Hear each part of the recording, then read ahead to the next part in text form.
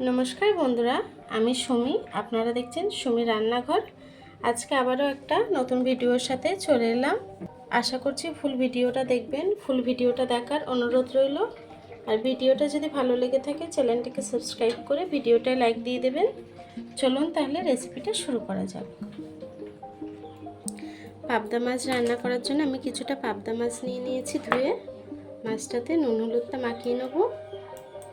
দিয়ে দেবো ছোটো চামচের 1 চামচ নুন, দিয়ে দেবো হলুদ গুঁড়ো। মাছটাকে নুন হলুদটা সুন্দর করে মাখিয়ে নেব। মাছটাতে নুন হলুদ মাখানো হয়ে গেছে। চলুন তাহলে রান্নাটা শুরু করা যাক। আমি একটা কড়া বসিয়ে নিয়েছি। কড়াইটা গরম হয়ে গেছে, তেল দিয়ে দেব। তেলটা গরম হয়ে গেছে, মাছগুলো দিয়ে দেবো।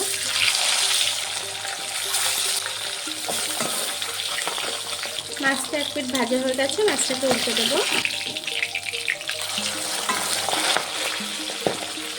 মাছটা ভাজা হয়ে গেছে, মাছগুলোকে তুলে নেব। মাছটাকে তুলে নিলাম। আমি বাকি মাছগুলোকে এইভাবেই ভেজে নেব। আমার মাছটা ভাজা হয়ে গেছে। ওই মাছ ভাজা তেলের মধ্যেই বেগুনগুলোকে ভেজে নেব। দিয়ে দেবো একটু হলুদ গুঁড়ো, দেবো সামান্য একটু নুন।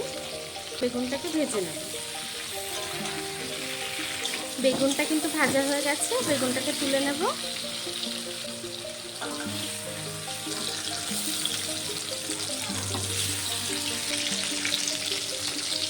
বেগুনটা তুলে নিয়েছি। ওই তেলের মধ্যে দিয়ে দেবো একটা তেজপাতা, দিয়ে দেবো একটু গোটা জিরে, দিয়ে দেবো আলু। আলুটাকে একটু ভেজে নেব। দিয়ে দেবো সামান্য একটু নুন, দিয়ে দেবো হলুদ গুঁড়ো। আলুটাকে একটু ভেজে নেব। আলুটা ভাজা হয়ে গেছে, দিয়ে দেবো একটা টমেটো কুচি। মশলাগুলো দিয়ে দেবো আদা জিরে বাটা 1 চামচ, দিয়ে দেবো রসুন বাটা 1 চামচ, দিয়ে দেবো ঝাল লঙ্কা গুঁড়ো। ঝালটা আপনাদের টেস্ট বুঝে দেবেন। যে বাটিতে মশলা ছিল বাটিটা ধুয়ে একটু জল দিয়ে দেবো। 1 চামচ ধনে গুঁড়ো দিয়ে দেবো। আলুটার সঙ্গে মশলাটাকে সুন্দর করে কষিয়ে নেব।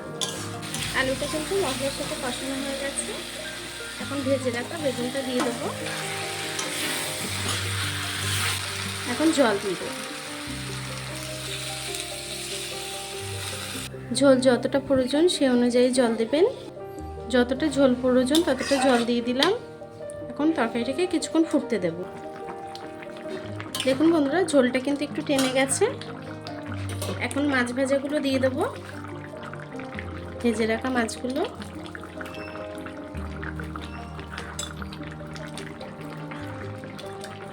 আমি আরও কিছুক্ষণ তরকারিটাকে রান্না করে নেব। তরকারিটা হয়ে গেছে, তরকারিটাকে নামিয়ে নেব।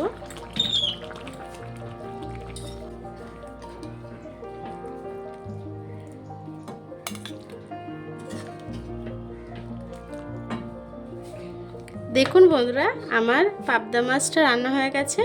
রেসিপিটা যদি ভালো লেগে থাকে চ্যানেলটিকে সাবস্ক্রাইব করে ভিডিওটা লাইক দিয়ে দেবেন। এতক্ষণ ধরে আমার ভিডিওটা দেখার জন্য আপনাদেরকে অসংখ্য ধন্যবাদ।